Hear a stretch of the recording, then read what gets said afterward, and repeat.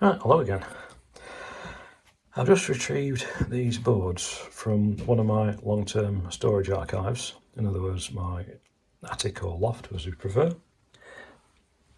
These are the original boards from that cabinet, the Taito Space Invader Part II set.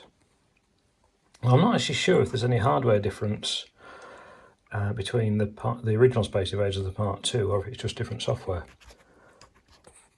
There are one or two mods on these boards, but they may have been manufacturing mods or so-called engineering change orders, or there may have been adaptations for a slightly different program operation. It's a 3-board set. That's the top one with the top one, or could be bottom one depending on the cable. Yeah, it'd be top one looking at the cables. The edge connector, you can see it's all very dusty and corroded, but it should clean up. The edge connector is where the cable would plug in from the cabinet, with power in, get all the controls and video out. You can see the connectors which have power. That massive one's probably ground, with all the separate things on it. And then these the other voltages it needs, because it uses NMOS chips which probably have 3 voltages, +5, +12 and -5. They might even use more than that depending how it's built. But the chips ICs are generally 1979 vintage, which matches the release year for Space Invaders Part II. I can see the dates on these. Yeah, that's 79 on that LSOO there. 79. Look at the bottom right. It's year and then week in the year. I think there's one or two that are a bit older. They might have just been ones that are in stock for a while. But anyway, yeah, so that's a 1979 vintage board.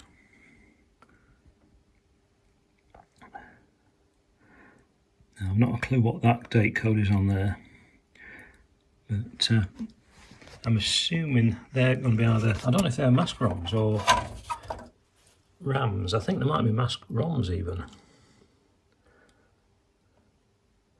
So it's got various configuration jumpers there. It's split over 3 boards, which if laid out, daisy chained together through the connectors. There's 2 big ribbon cables on each of the end of the centre board. So that's the top one that connects to the cabinet and controls. So presumably that's got the interfacing in for the controls and also the video outputs. And that's the centre one with the CPU and main memory by the look of it. And you can see on here that this has got multiple decoupling capacitors on either end of each bank of ICs, presumably because they're the multi-voltage NMOS ICs again. I don't know exactly what voltage they are. I don't recognise the numbers on these. They're not a common series. Main CPU 8080. It's actually an RS. That looks like that's been replaced at some point. Probably the original one failed.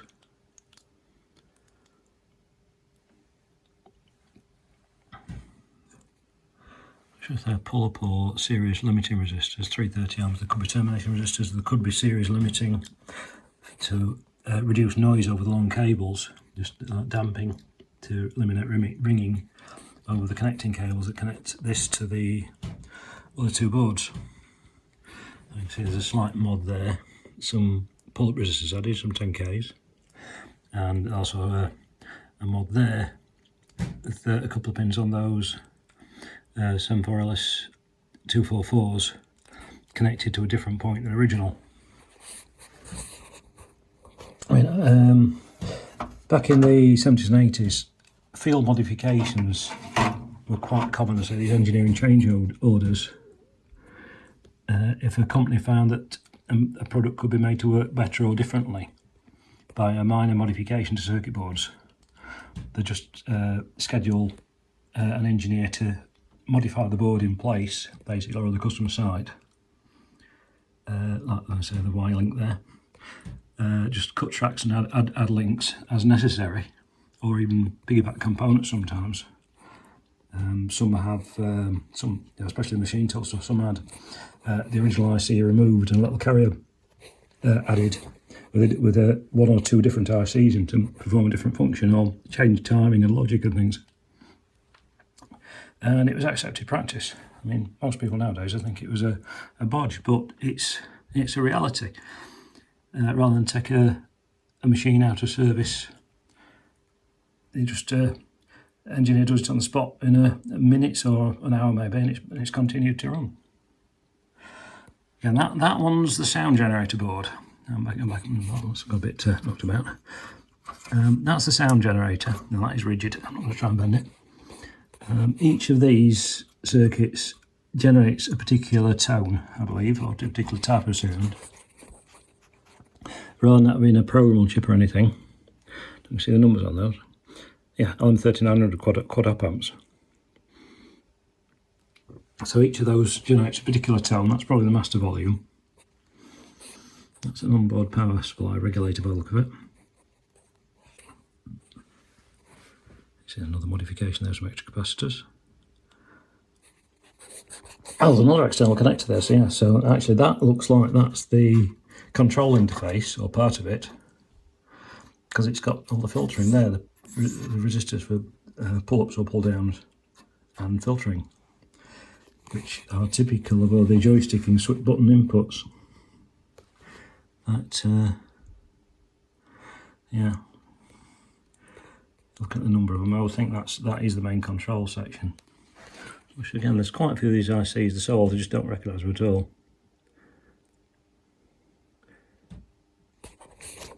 Look, the circuits are all published though now, they're available. You see it's dust from decades of storage. But yeah, that's the original board set. I have no idea at all if it works. Might be interested to try it one day.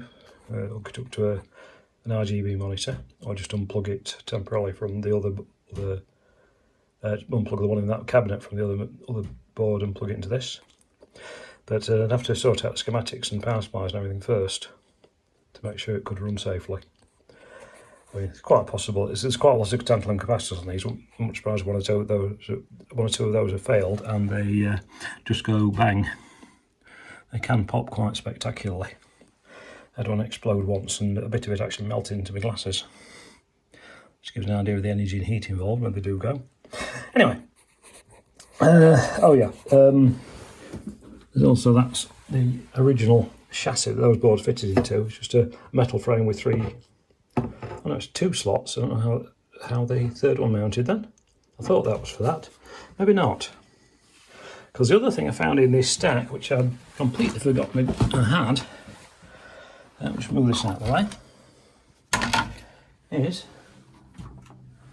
and again, very, very dusty and messy, one of the split folded Galaxians boards I mentioned.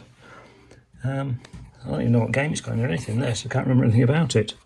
But this has got a massive set of ROMs in it, and one of these piggyback adapter boards to carry extra ROMs rather than just the ones in the primary sockets, and the built-in sockets.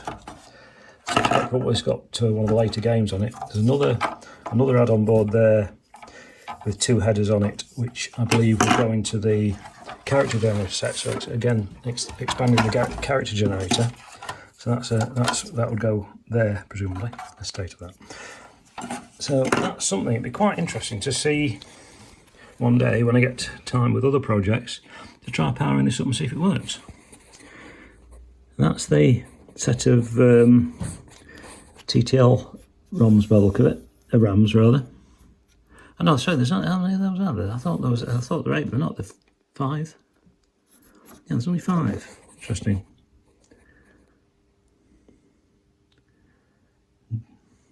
D2115. I've not a clue what those are. I thought there might be a slightly different version. The other one. I had a feeling they were, unless it's equivalent, I thought they were a TTL 74 series, 74S series IC. But pretty similar to the other board in that machine, except it's just split at a convenient point on 2 ribbon cable links. Let's have a look at the back as well, because I couldn't do that in the other one. Yeah, nothing special. That's the interface end. Single connector on this one. And looking at the size of that space, it looks like these were originally just bolted hard together, just with a centimetre or so gap between them. And then there's long standoffs at this side to support them in the cabinet. There. So an inch or so there to give it airflow around it. Quite close together.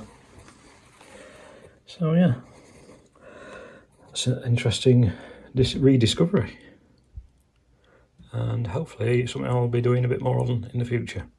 Anyway, that's it for now. Any questions or comments on these vintage video games things, let me know in the comments.